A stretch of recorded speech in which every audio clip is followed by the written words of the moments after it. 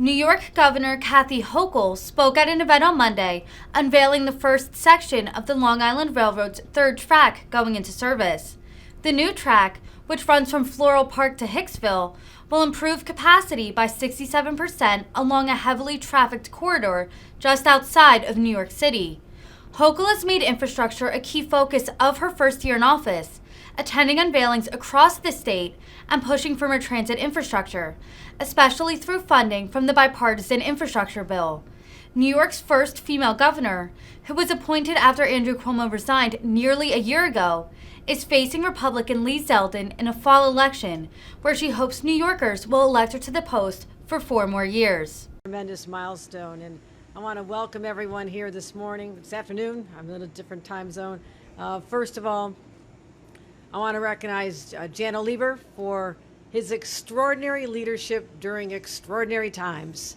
And he is the right man of our time to be able to help lead us through not just what we got through with the pandemic, but also to ensure that we didn't stop building during that time. We just kept it going, and as a result, we're here today to celebrate the first segment of the LIRR third track. Also, Catherine Rinaldi.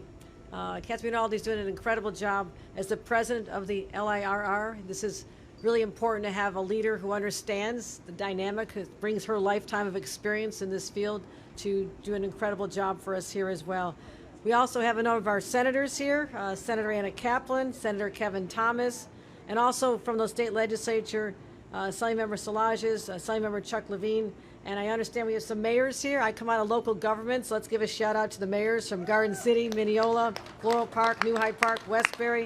Let's hear from mayors. Also, Anthony Simon, the general chairman of SMART, who seems to know every single person we've met along the way here today. So thank you for what you do. And I want to thank the conductor, a woman who's been a conductor for over 24 years. And so she delivered just an incredible ride for us. What we're talking about here today is a new place, a new time, a new opportunity.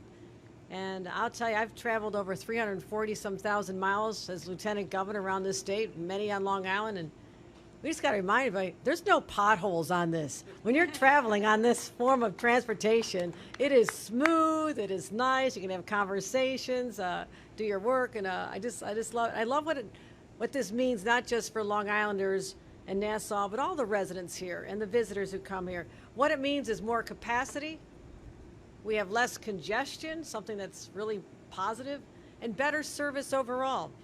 And those of you who've lived here, maybe you've had a little experience with delays, maybe you had a little bit of a bad experience once in a while. Well, this is a chance to give us a whole new opportunity, a new chance to prove ourselves and what we've accomplished here. We've had too many delays with signalization, something we focused on, and also just bringing quality of life issues. I mean, people need to be connected, having Wi-Fi and handicap accessibility, ADA compliant tracks. So this track, you're not going to see many delays. I can't say none. Okay, I'm going to get out there and say I'm not going to guarantee no delays. There's storms every once in a while and other challenges, but they're going to be far less frequent than anyone has ever experienced on the main line. And we now have 9.8 miles from Floral Park to Hicksville, and literally hundreds of thousands of riders every single day are going to benefit from this.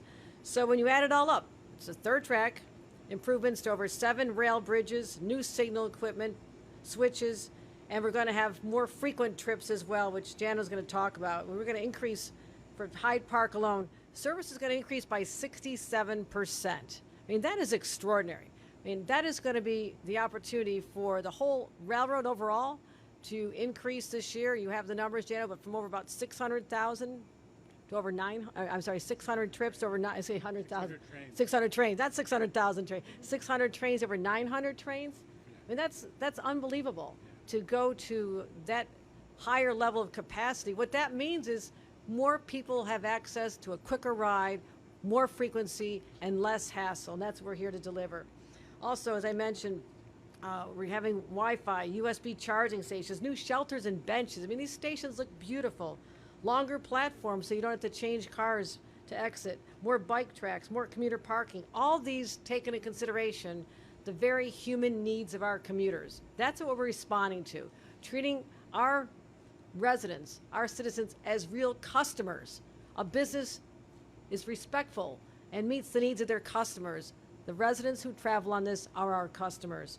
And it's also not just the traveling public that benefits from these projects, it's also the communities. The adjoining communities are being transformed, and this is long overdue.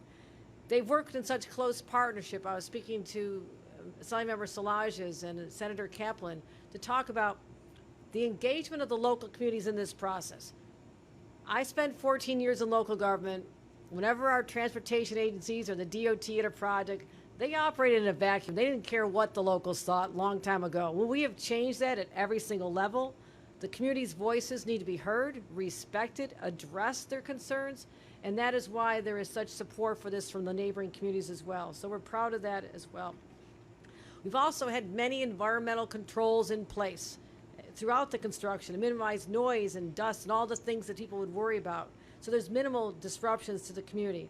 Making sure there's retaining walls that allow this track to be placed on existing right-of-ways, and that eliminate the need for any residential disruptions or dislocations.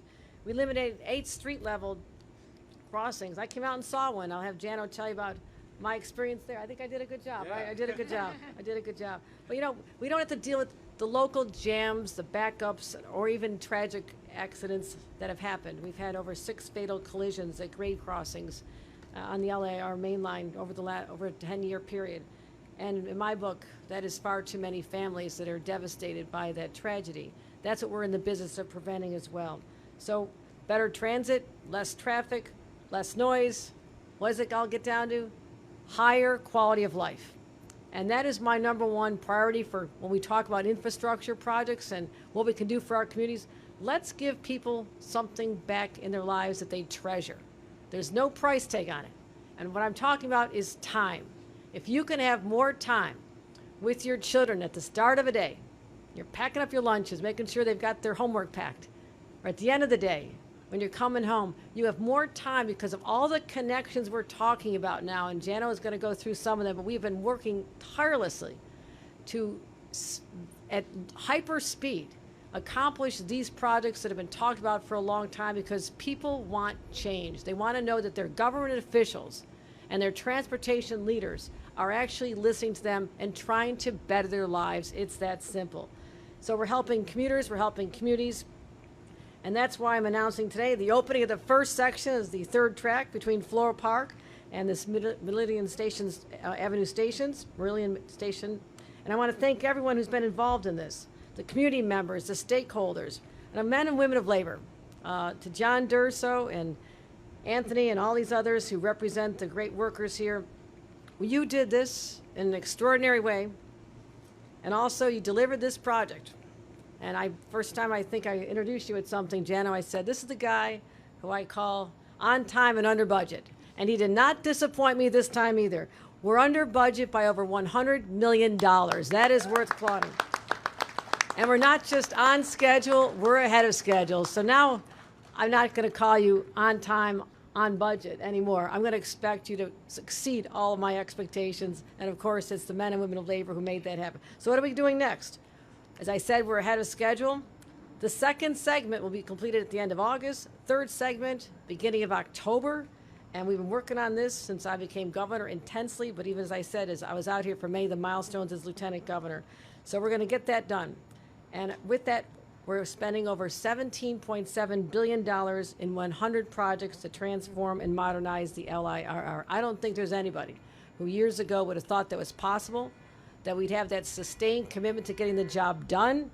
And under my administration, we're going to continue. So this is what we're committed to. This is what my administration is committed to delivering, and we're just warming up the opportunities that we see using infrastructure, connections, transportation, and trains to better the lives of all New Yorkers and all Long Islanders. So thank you very much. And with that, I'm going to introduce our great leader of the MTA, Jano LIRR.